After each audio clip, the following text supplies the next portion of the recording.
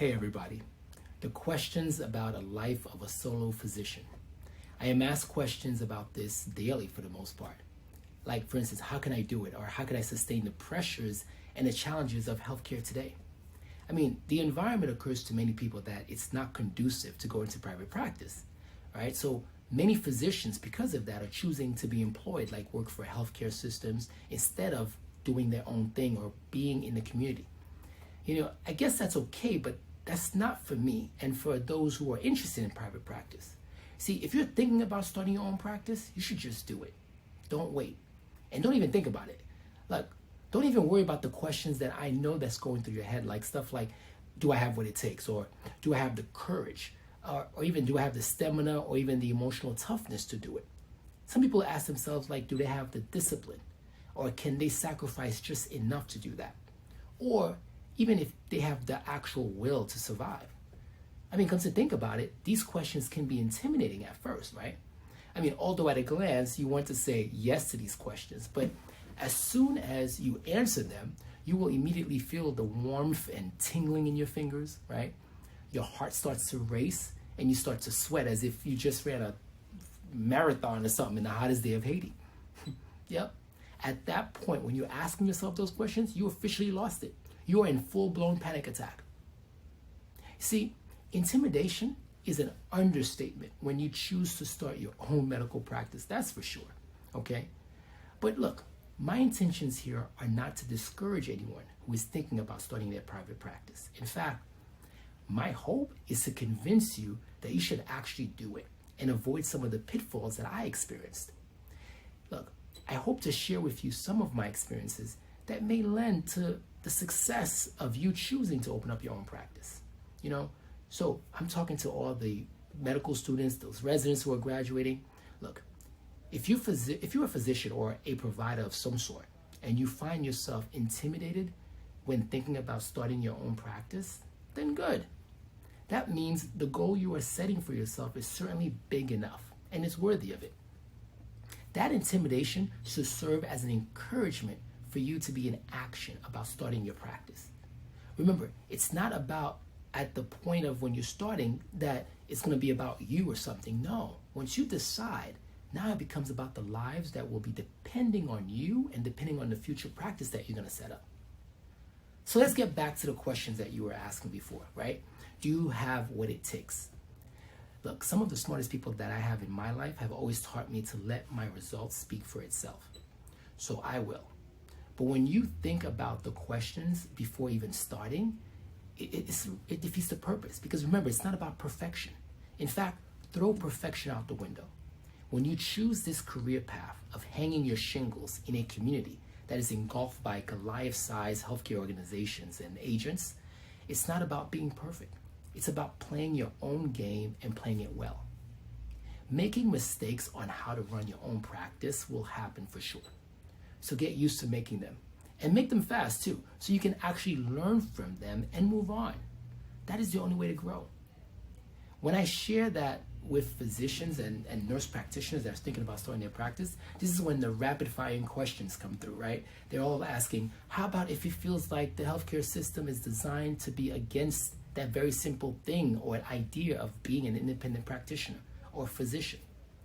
My response was to use that antagonist feeling as a sign as that if you're actually on the right track. That's right. Because any antagonist feeling is something that indicates that maybe you're doing something amazing. And most of all, you're going to be on the side of the patients. Now, another question I hear is like, why are we not on the same side of the fight, right? All these healthcare people fighting, shouldn't we fight the same fight?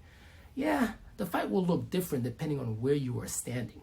For instance, employed physicians, like physicians working for healthcare systems and physicians working in insurance companies or even academia, physicians in pharmaceuticals, or for instance. Although all of them may be serving patients at some capacity, that is, but I am sure they represent whatever the hired agency dictates. Otherwise, they would not be employed. The difference is that independent physicians and providers are in the community and they both serve the patients and they work for the patients. And if they ever decide to stop working for patients, well, then their patients will leave them. I mean, it's that simple. The power of the independent physician has the ultimate skin in the game, though. You see, you have to ask yourself not only who you serve, but also who do you work for. When you are in an independent practice, the chances are you work for the patients. They are your true customers. They are customers in their own healthcare.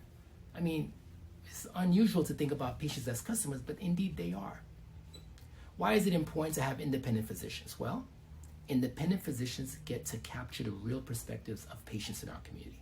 Perspective that is not watered down, such as an authentic and organically generated Google and Yelp review by customers, for instance. I mean, if they can muster up effort to write a review online, then you already know these people actually went to those restaurants and ate there. And whatever experience they had clearly left a lasting impression on them. So it's the same thing for people in private practice. They will certainly give you the absolute truth about how they feel about your experiences and your services. But those with the agency problem, like physicians who work for major hospitals who don't have the opportunity to rate them, they simply don't have that same impact. In fact, they don't even know what the ratings are and who's rating them. I mean, they have internal review rating process that is controlled by these same agencies. Most of these physicians, like for instance, don't even have access to the raw data to review them so they can understand like how they could improve. So how in the world is that rating process supposed to translate in the real world? It really doesn't. Look, I am not here to bash all agencies, only some of them, of course, but not all of them, because there are some good healthcare systems and organizations that are out there seeking to do the right thing for patients, right? And seeking to represent and advocate for patients. So not all agencies are created equal. But remember, when you stand with the patients, you can never go wrong. If this approach caused you to feel lonely as an independent physician, then good. If it caused you to feel like you are, let's say, committing political suicide, then good. Remember, once you get started, never look back. A person who stands for nothing will fall for anything. You stand with and advocate for patients. And that's the most important aspect of what you do. Now, if you want to be fancy, next time you are in front of those, let's say, big agencies that do not stand for patients, ask them, why would they alienate a solo physician like yourself, who is probably one of their most valuable player and one of their most valuable asset to the community? Ask them that question. After all, you're the one who's going to work every day to save the lives, right? Most of all, ask them why would they choose to alienate the patients, right? The same people they claim to serve. Once you hear the answers, then you will realize the same thing I realized. These agencies are playing a zero-sum game, and they have no skin in the game. They create problems and turn around and propose solutions to the same problem they just created. And that's facts, okay? What I experienced and witnessed by being an independent physician practicing in this community is absolutely disheartening. But at the same time, it is rewarding. And especially when I am part of the real solutions of like solving problems, right, that are already present. Now that's rewarding. A physician who chooses this route in practicing independently must certainly demonstrate both mental and emotional toughness in order to survive. I mean, that's basic. But you must have the courage to take a chance, the commitment to achieving your goals, and the stamina to persevere. Remember, your existence in this community may save a life. And I hope that in itself moves you, inspires you from being fragile or feeling fragile to being more stoic in your position of starting a practice.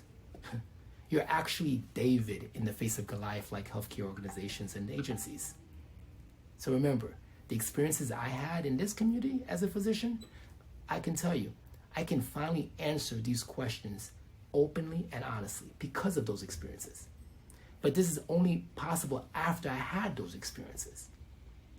So I originally asked when I started this dialogue with you, right? Do you have what it takes?